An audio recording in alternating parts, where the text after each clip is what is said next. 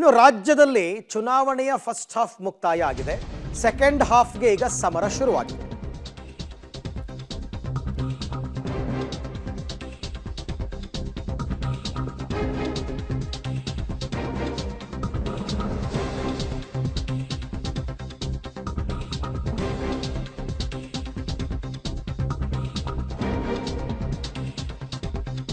First half ಏನೋ ಮುಗಿತು, ಇದೀಗ ಸೆಕೆಂಡ್ ಹಾಫ್ ಸಮರ.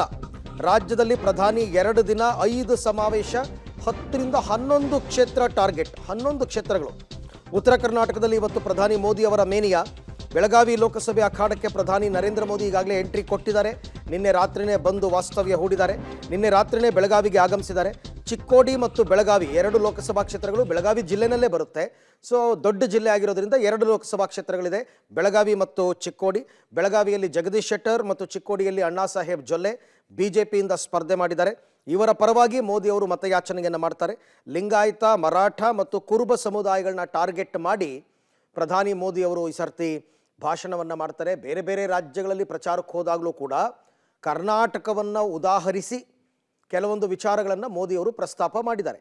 ಈಗ ಅವರು ಕರ್ನಾಟಕಕ್ಕೆ ಬಂದಿರೋದ್ರಿಂದ ಇನ್ನೂ ಯಾವ ವಿಷಯಗಳನ್ನು ಪ್ರಸ್ತಾಪ ಮಾಡ್ತಾರೆ, ರಾಜ್ಯ ಕಾಂಗ್ರೆಸ್ ಸರ್ಕಾರದ ವಿರುದ್ಧ ಯಾವ ರೀತಿ ಹರಿಹಾಯ್ತಾರೆ, ಇದೆಲ್ಲವೂ ಕೂಡ ತುಂಬ ಕುತೂಹಲ ಮೂಡಿಸ್ತಾ ಇದೆ.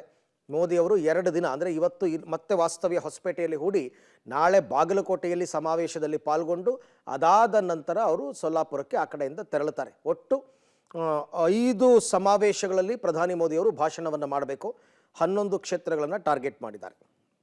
ಈ ಬಗ್ಗೆ ಮತ್ತಷ್ಟು ಮಾಹಿತಿ ನನ್ನ ಕೊಲೀಗ್ ಸುನಿಲ್ ಅವರಿಂದ ಪಡ್ಕೊಳ್ಳೋಣ. ಎಸ್ ಸುನಿಲ್, ಈಗ ಮೋದಿಯವರು 5 ಸಮಾವೇಶಗಳಲ್ಲಿ ಭಾಗಿಯಾಗ್ತಾ ಇದ್ದಾರೆ, ಬೆಳಗಾವಿಯಿಂದ ಆರಂಭ ಮಾಡ್ತಾ ಇದ್ದಾರೆ. ಸೊ ಉತ್ತರ ಕರ್ನಾಟಕದಲ್ಲಿ ಬಿಜೆಪಿ ಮತಗಳನ್ನು ಸೆಳೆಯುವಲ್ಲಿ ಎಷ್ಟರ ಮಟ್ಟಿಗೆ ಅವರು ಸಫಲರಾಗಬಹುದು, ಎಷ್ಟು ಜನ ಸೇರಬಹುದು, ಏನು ಈ ಸರ್ತಿ ಮೋದಿ ಸಮಾವೇಶದ ವಿಶೇಷತೆಗಳು? ಅರವಿಂದ, ನಿಜಕ್ಕೂ ಕೂಡ ಮೋದಿಯವರ ಈ ಸಮಾವೇಶದ ಮೇಲೆ ಎಲ್ಲರ ಕಣ್ಣಿರುವಂಥದ್ದು. ಯಾಕಂದರೆ ಚುನಾವಣೆಯ ಬಳಿಕ ಉತ್ತರ ಕರ್ನಾಟಕಕ್ಕೆ ಇದೇ ಮೊದಲೇ ಬಾರಿ ಬರ್ತಾ ಇರುವಂಥದ್ದು ಮೋದಿ. ಈ ನಿಟ್ಟಿನಲ್ಲಿ ಉತ್ತರ ಕರ್ನಾಟಕದಲ್ಲಿ ನೀವು ಹೇಳಿದಂತೆ 11 ಕ್ಷೇತ್ರಗಳಲ್ಲಿ ಮತಬೇಟೆಯನ್ನು ಆರಂಭಿಸಲಿದ್ದಾರೆ. ಯಾಕಂದರೆ ಉತ್ತರ ಕರ್ನಾಟಕ ಪ್ರಮುಖವಾಗಿ ಒಂದು ಕ್ಷೇತ್ರದ ಹಲವಾರು ಕ್ಷೇತ್ರಗಳನ್ನು ಹೊಂದಿದೆ. ಅದರಲ್ಲೂ ಕೂಡ ಈ ಬಾರಿ ಧಾರವಾಡದಿಂದ ಪ್ರಹ್ಲಾದ್ ಜೋಶಿ ಅವರಿರ್ಬೋದು, ಇನ್ನು ಬಸವರಾಜ ಬೊಮ್ಮಾಯಿ ಅವರಿರ್ಬೋದು, ಅದರ ಜೊತೆಗೆ ಈಗ ಬೆಳಗಾವಿಯಲ್ಲಿ ಜಗದೀಶ್ ಶೆಟ್ಟರ್ ಇರ್ಬೋದು. ಹೀಗೆ ಘಟಾನುಘಟಿಗಳ ಒಂದು ಭವಿಷ್ಯವೇ ಈ ಮೋದಿಯವರ ಈ ಒಂದು ಪ್ರಚಾರದ ಮೇಲೆ ನಿಂತಿರುವಂಥದ್ದು. ಹೀಗಾಗಿ ಪ್ರಮುಖವಾಗಿ ಹಿಂದುಳಿದ ವರ್ಗಗಳನ್ನು ಟಾರ್ಗೆಟ್ ಮಾಡಿರುವಂಥದ್ದು. ಯಾಕಂದರೆ ಅಲ್ಲಿರುವಂಥ ಮೀಸಲಾತಿಯನ್ನು ಮುಸ್ಲಿಂ ಸಮುದಾಯಕ್ಕೆ ನೀಡಲಾಗ್ತಾ ಇದೆ ಅನ್ನೋದು ಒಂದು ಆರೋಪ ರಾಜ್ಯ ಸರ್ಕಾರದ ಮೇಲೆ. ಸೊ ಹೀಗಾಗಿ ಆ ಒಂದು ಸಮುದಾಯಗಳ ಒಲವಿನ ಬಗ್ಗೆ ಮೋದಿಯವರು ಮಾತನಾಡ್ಬೋದು. ಎರಡನೆಯದಾಗಿ ನೇಹಾ ಹತ್ಯೆಗೆ ಸಂಬಂಧಿಸಿದಂತೆ ರಾಜ್ಯ ಸರ್ಕಾರ ಕೈಗೊಂಡ ಒಂದು ಲೂಪ್ ಹೋಲ್ಸ್ ಏನಿದ್ದಾವೆ ಅದರ ಬಗ್ಗೆಯೂ ಕೂಡ ಮಾತನಾಡುವಂಥ ಸಾಧ್ಯತೆ ಇದೆ.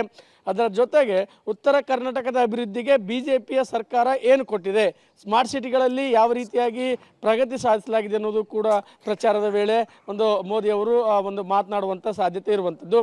ಯಾಕೆ ಅಂದರೆ ಇತ್ತೀಚೆಗೆ ಉತ್ತರ ಕರ್ನಾಟಕದಲ್ಲಿ ಅಷ್ಟು ಪ್ರಭಾವವಾಗಿ ಬಿಜೆಪಿ ಬೇರೂರಿದೆ. ಸೊ ಹೀಗಾಗಿ ಅದನ್ನು ಬಲಪಡಿಸಬೇಕು ಮತ್ತು ಸ್ಥಳೀಯ ಮಟ್ಟದ ಬೂತ್ ಮಟ್ಟದ ಕಾರ್ಯಕರ್ತರಿಗೆ ಉತ್ಸಾಹವನ್ನು ತುಂಬಬೇಕು, ಮತದಾನದ ಪರ್ಸೆಂಟೇಜ್ ಜಾಸ್ತಿ ಮಾಡಬೇಕು. ಸೊ ಈ ನಿಟ್ಟಿನಲ್ಲಿ ಎಲ್ಲ ರೀತಿಯ ಒಂದು ಸಿದ್ಧತೆಗಳನ್ನು ಮಾಡಿಕೊಂಡಿರುವಂಥದ್ದು. ಕೆಲವೇ ಹೊತ್ತಿನಲ್ಲಿ ಬೆಳಗಾವಿಯ ಮಾಲಿನಿ ಸಿಟಿಯಲ್ಲಿ ಬಹಿರಂಗ ಪ್ರಚಾರ ಸಭೆ ಆರಂಭವಾಗುತ್ತೆ ಅರವಿಂದ್. ಅಲ್ಲಿಂದ ಮತ್ತೆ ಅವರು ಉತ್ತರ ಕರ್ನಾಟಕ ಸಿರ್ಸಿಗೆ ತೆರಳುತ್ತಾರೆ. ಸಿರ್ಸಿಯಲ್ಲಿ ಧಾರವಾಡ ಮತ್ತು ಉತ್ತರ ಕರ್ನಾಟಕ ಲೋಕಸಭಾ ಕ್ಷೇತ್ರ ಅಭ್ಯರ್ಥಿ ಪರ ಒಂದು ಪ್ರಚಾರ ಮಾಡ್ತಾರೆ. ಇಲ್ಲಿ ಜಗದೀಶ್ ಶೆಟ್ಟರ್ ಪರ ಪ್ರಚಾರವನ್ನು ಮಾಡಲಾರುವಂಥದ್ದು ಅರವಿಂದ್. ಥ್ಯಾಂಕ್ ಯು ಸುನಿಲ್, ತಮ್ಮ ಎಲ್ಲ ಮಾಹಿತಿಗಾಗಿ. ಸೊ 11 ಗಂಟೆಗೆ ಬೆಳಗಾವಿಯಲ್ಲಿ ಮೋದಿಯವರ ಮೊದಲ ಸಮಾವೇಶ ನಡೆಯುತ್ತೆ.